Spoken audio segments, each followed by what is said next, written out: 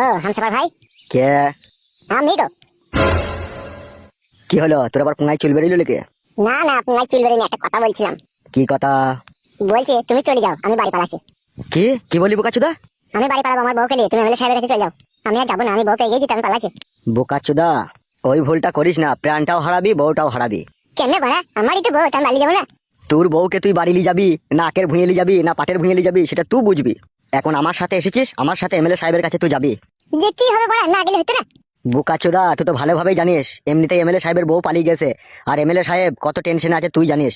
আবার তুই যদি এই মুহূর্তে পালিয়ে যাস তাহলে তার মাথায় বিষ উঠে যাবে। আর আমাদেরকে কি করতে পাঠিয়েছে মনে আছে তো তোর? তোকে আর আমাকে, এই ছোট বউটাকে আর ওর বাবাকে ধরে আনতে পাঠিয়েছিল। ওর বাবাকে তো পেলাম না, বউটাকে তুলি চলিলে আমার বউ বলি, তা সেটা এমএলএ সাহেবকে বল গাছো।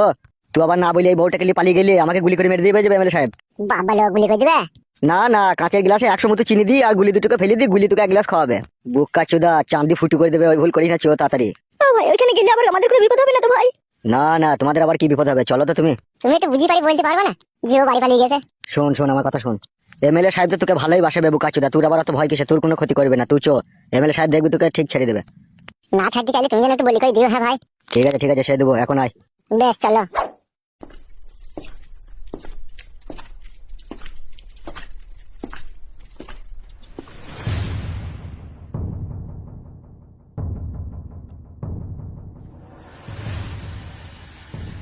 কি হলো, আমার মুখ পরে তাকাইছো কিসের লেগে? টাকাটা টেবিলের উপরে রাখো আর ছেলেটাকে নিয়ে যাও।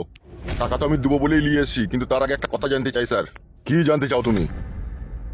বলো কি জানতে চাও। বলছি স্যার, আমার ছেলেটাকে ফাঁসানো হয়েছিল বলেন। মাথার চুলগুলো কি আপনার বয়সে পেকেছে না কার বাড়ি দিয়ে পাকিয়েছেন? লাউড়া মুখো ছেলের বাবা, শোনো, কেউ যদি না ফাঁসে তাকে কি কেউ ফাঁসাইতে পারে? কি বলছেন স্যার এইসব? ঠিকই বলছি। হে আর কপালি চুদা, তোমার ছেলে ফাঁসতে গিয়েছিল ওখানে। ভালো মাগি দেখেছে, ভালো লাভি দেখেছে, ভালো পাচা দেখেছে, দেয়া লোভ সব দিলাইতে পারেনি, কাপড় তুলি ভরি দিতে গেছে। কি বলছেন স্যার এইসব? জিজ্ঞেস করো তোমার ছেলেকে। অফিসার আপনি কিন্তু ঘোড়া ডেঙ্গি ঘাস খাচ্ছেন। চুপ বে গুড মর্নিং বেটা, বাঁ হাতে করি না থাবড়ি সোজা করে দেবো খুনি। মাগি দেখি লোভ সামলাইতে পারছিস না, দেবার কেলামও মারাচ্ছিস নাকি তুই? আমি তো স্যার গোডাউন পরিষ্কার করতে গেছিলাম, আপনি তো আমাকে ফাঁসিয়ে দিলেন ওখানে। আবার কথা বলে, তুই তো এমনিতে রেপ কেসে ফেসে আছিস বে বোকাচোদা, তোর বাবাকে আবার মানহানির মামলাতে জড়িয়ে দেবো, দুই বাপ বেটাকে ভরে দেবো। না না স্যার, এরকম করার প্রয়োজন নেই, টাকাটা আপনি নিলেন। টাকাটা টেবিলের উপরে রাখ দি, সোজা হাঁট। চো চো চো চো হাঁট।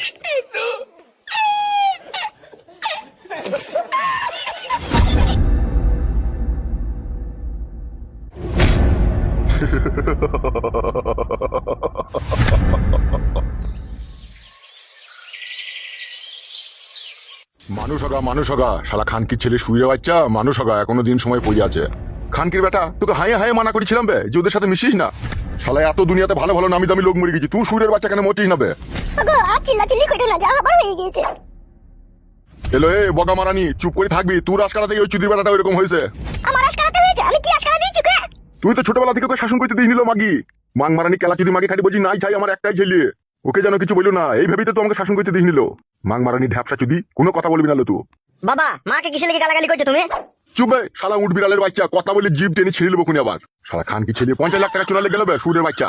খানকি ছেলে মাগিটার কাছে যে গেলি, মাগিটাকে ভর্তি পেয়েছিলি এই চুদির বেটা। কি বাপ গো মা তুমি আবার? শালা আমি ওইরকমই ভাববে না, ভরি যদি 50 লাখ টাকা জরিমানা লাগে তাহলে ভরি দিলে তো মনে 1 কোটি টাকা লাগবে শালা। শালাকে বলছি হায় হায় শালা, আমি লটারিতে 1 কোটি টাকা পেয়েছি, তোকে 50 লাখ টাকা দেবো, ব্যবসা বাণিজ্য করে খাবি আর ভালো দেখি মেয়ের সাথে তোর বিয়ে দিয়ে দিবো না। শালা এমএলএর কাছে গোডাউন সব করতে গেছে শালা। তা আমি জানি ভাড়া আমাকে এইভাবে ফাঁসিয়ে দিবে? জানো না তা যাওয়া কি দরকার ছিল? হে মাং মানি বেটা, মানুষ ভুল একবারই করে, বারবার করে না। আর আমিও চিনি নিলাম এমএলএ সাহেবকে, বুঝি কত বড় গুদ মারানি ভাই। তুমি গুদমারানির ভাইয়েরও দোষ আছে। তোমার গায়ে বাল বেরিনি ফেদা বেটা। আমি লটারিতে 1 কোটি টাকা পেয়েছি, কোন পাড়ার লোক সবাই আমার হিংসা করবে, গ্রামের লোক সবাই আমার হিংসা করবে। হিংসা করি তো তোকে এমএলএ সাহেব ফাঁসাই লবে। আগো যা আবার হয়েছে বাদ দাও না, কথাটা হইলো তো। এ চুবলো আজল মারানি, তুই কথা বলি না, তোর কথা ভাল লাগছে না। বাগি শুনিলে একটা কথা, কান ফাঁক করি বাগিয়ে একটা কথা শুনিলে দ্বিতীয় দিন যেন আমাকে না বলতে হয় এই ধরনের কথা, বুঝলি বে পাটা? এমএলএ সাহেবের সাথে আর এমএলএ সাহেবের চাঙ্গু বাঙ্গুর সাথে তোর যেন কোনো সম্পর্ক না থাকে। আর যদি সম্পর্ক রেখেছো খানকি ছেলে, তোমাকে আমি তেজ্য পুত্র করবো।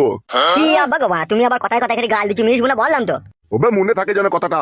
এ কালো তুই যা বাপ, চান করে আয়, যা চান করেছিস ভাত খাবি, যা যা যা যা, পেটে তো দানা পানি নাই, বুঝতে পারছিস, যা।